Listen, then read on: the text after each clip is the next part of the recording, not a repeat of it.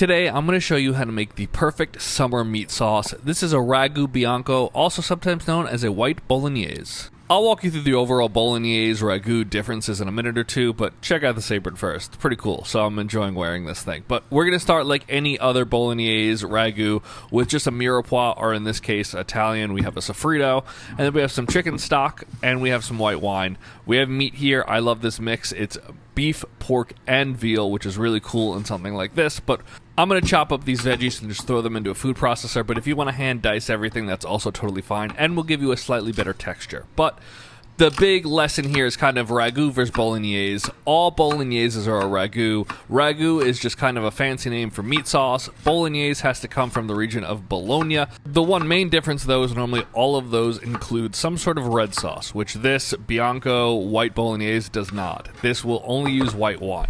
But now I'm going to throw everything here into my food processor along with 2 cloves of garlic.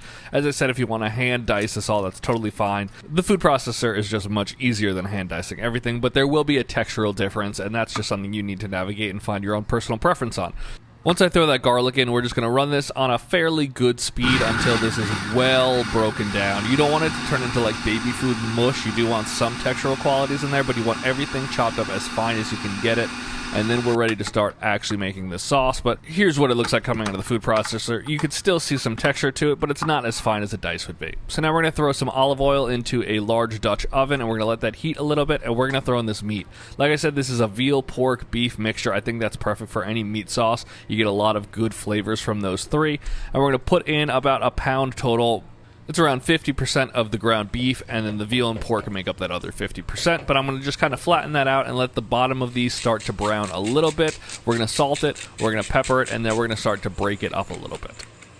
If you don't have one of these hamburger breaker uppers, you could just use any sort of wooden spatula, but this is basically designed for this, so it's very easy, so I do recommend grabbing one of these. And I'm just going to break up this meat until it kind of looks like that. That's what I'm going for right there. It's broken down into very small, fine bits, which is perfect for a meat sauce. It'll be perfect and bite-sized. And then once you start to see some browning like that, I'm going to add in the sofrito.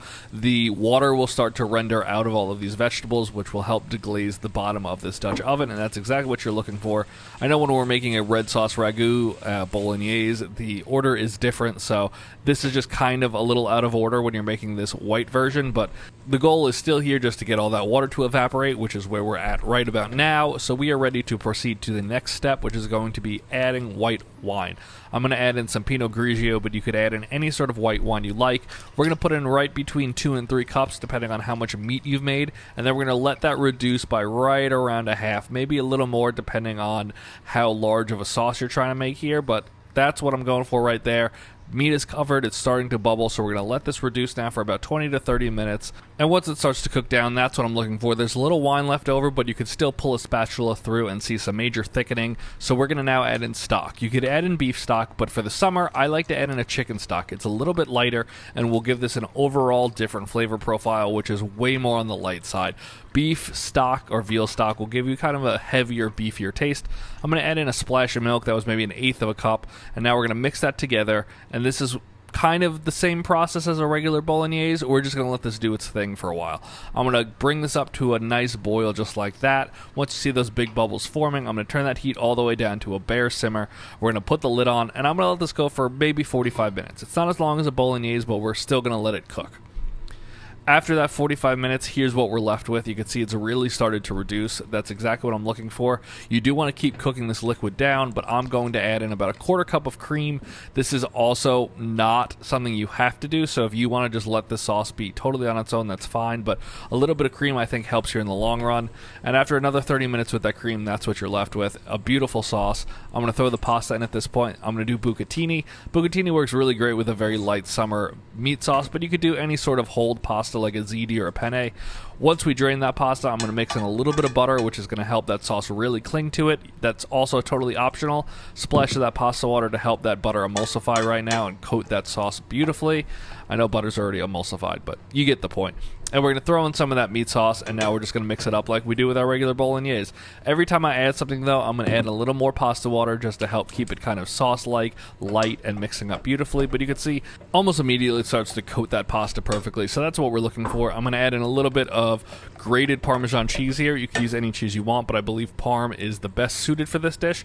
Adding in more pasta water, that's really, in any sort of meat sauce like this, a big component to making it sauce-like is your starchy pasta water. If you need more cheese, I'm just going to grate some in because I didn't have any more already pre-grated, but we're going to taste it now for seasoning. If you need a little salt or pepper, go ahead and add it. I'm going to throw in a little more meat sauce, and this is ready. It's so light, it's so refreshing. Let's plate this up and actually take a look at this on a dish. I'm just going to throw this into a bowl, but you guys know I do love my rounded plates, so if you want to just eat this off a plate, it's not too saucy, it won't make a mess. I'm going to coat it with a little extra of that meat sauce. We're going to put a little cheese over the top, and you're done. This is a very different taste to a regular red sauce bolognese, but it is so good if you're craving that in the summer because it's not super heavy, it's beautifully light, you get a lot of fragrance from all those veggies and the meat, but no tomato sauce, so it's light, refreshing, and delicious. Give it a try.